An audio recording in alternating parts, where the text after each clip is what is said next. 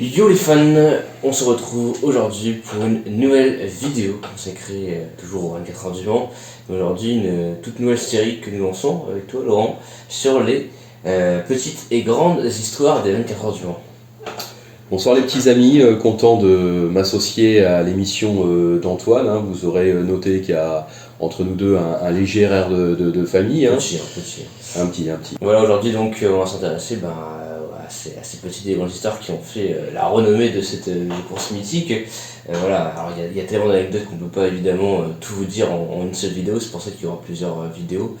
On va commencer tout de suite avec une anecdote autour des Hunaudières, non ? Oui, les Hunaudières, qui ne connaît pas les Hunaudières, cette très longue ligne droite sur le circuit de la Sarthe qui développe un tracé supérieur à 5,4 km et jusqu'à la fin des années 80, les pilotes enquillaient ces 5,4 km à vitesse extrêmement élevée puisqu'il n'y avait pas encore les chicanes qui ont été installées à l'orée des années 90. C'est ça, les chicanes qui sont apparues en 1990 parce que les vitesses des voitures étaient absolument délirantes. On va en citer quelques-unes. Je crois que ça commence avec les années 60, le duel Ford-Ferrari avait des vitesses assez astronomiques. Ça allait déjà très vite dans les années 50 avec notamment les Jaguars Type D, mais dans les années 60 avec le duel Ford-Ferrari, on atteint des sommets avec des vitesses qui dépassent allègrement les 320 km/h, notamment en 67. La course dite du siècle pour la Ford MK4 victorieuse de Gurney-Foyt, plus de 320 km/h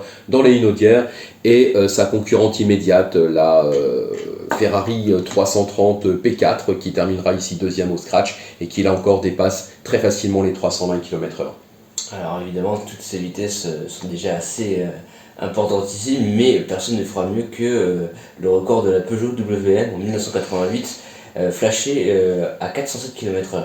Ouais, voiture française, WM, 407 km/h dans la ligne droite des Hunaudières, record absolu évidemment, 407, ramené à 405 pour des questions marketing, puisque Peugeot voulait lancer la même année donc le modèle 405, donc 405 km/h au Mans, 405 pour le nom de cette voiture qui allait être commercialisée.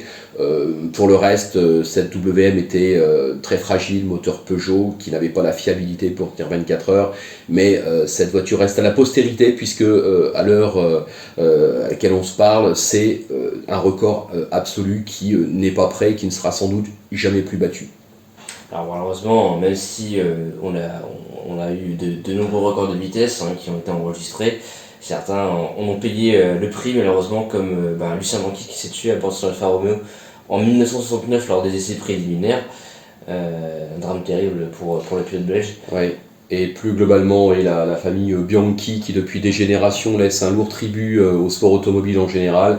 On se rappelle de façon plus récente la mort tragique de Jules Bianchi en Formule 1. Et justement, il y a un autre pilote qui a failli également en payer le prix fort, mais heureusement, il s'en est sorti, Henri Pescarolo. Henri Pescarolo, lors des essais préliminaires des 24 heures 1969, il pilotait une voiture toute nouvelle, la Matra MS 640, qui n'aura pas l'occasion de faire la boucle des 24 heures, puisque le grand Henri Pescarolo s'envola dans les Hunaudières à bord de cette voiture. Il faut savoir que Matra et Alpine avaient privatisé en 1969, très exactement le 16 avril, avait privatisé la partie ligne droite des Hunaudières, c'est-à-dire une nationale à l'époque, avec un accord du ministère de l'Intérieur. Et c'est dans cette ligne droite des Hunaudières que Henri à fond de balle a vu la mort de très près, puisque sa voiture ne sera arrêtée que par un poteau électrique et par un arbre. Il arrivera à se sortir très difficilement de sa voiture en étant très gravement brûlé, sautera dans... Et figure-toi que justement, il saute dans le fameux ruisseau, c'est pas du tout une bêtise, ce ruisseau qui s'intitule le roule-crotte. Ouais, ça ne s'invente pas, c'est le roule-crotte, le ruisseau qui a permis à Henri Pescarolo de trouver l'humidité, la fraîcheur pour calmer ses brûlures. Pour le coup, il était dans la crotte quand même.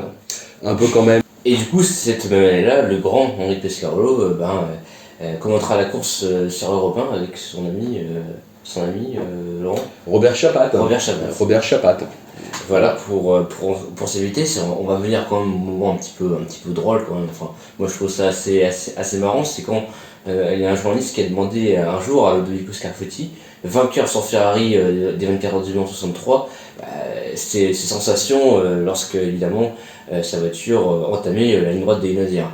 Et à cela il répond, détrompez-vous, c'est le seul endroit du circuit où les pilotes peuvent regarder tranquillement les cadrans du tableau de bord et se gratter là où ça les démange. Eh oui, on peut se gratter dans la ligne droite des Inaudières à 320, 330 km/h, enfin, tout au moins pour ceux qui osent le faire. Hein. Voilà, c'est ça. Alors après, bon, il y a un petit peu d'ironie dans sa réponse, mais en tout cas, c'est assez drôle quand même de dire ça, alors que les vitesses étaient absolument phénoménales.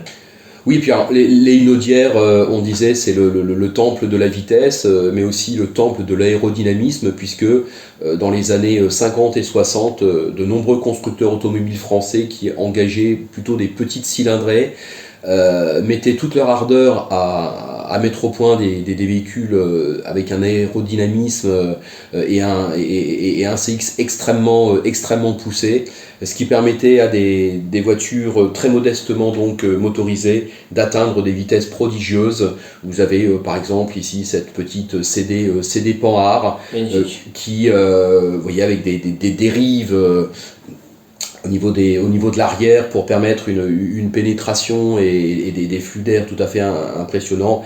Et cette petite voiture réussissait l'exploit de dépasser les 220 km/h dans la ligne droite des Inaudières, ce qui a permis à de nombreuses écuries françaises de gagner ce qu'on appelait à l'époque l'indice de performance. C'est la fin de cette vidéo, Laurent, sur ces premières anecdotes en tout cas.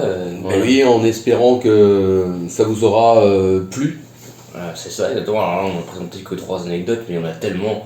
Il y aura plusieurs vidéos à ce sujet-là. On n'a pas évoqué Louis Rosier qui a fait cavalier seul en 1950. On n'a pas évoqué l'épopée du grand Henri Pescarolo et les essuie-glaces en 68. Voilà, il y a tellement d'autres anecdotes. L'histoire du Mans est riche. On en a beaucoup en magasin, et si d'aventure vous êtes curieux, que vous avez envie qu'on évoque telle ou telle marque ou tel pilote, telle ou telle écurie dans l'histoire des 24 heures du Mans, écoutez, on développera ça pour vous avec grand plaisir dans les émissions à venir. Voilà, en tout cas, à très bientôt pour une prochaine vidéo, et d'ici là, n'hésitez pas à relayer, partager la vidéo sur les réseaux sociaux, et puis à vous abonner si ce n'est pas encore le cas. Voilà, ciao les fans. Ciao, bientôt.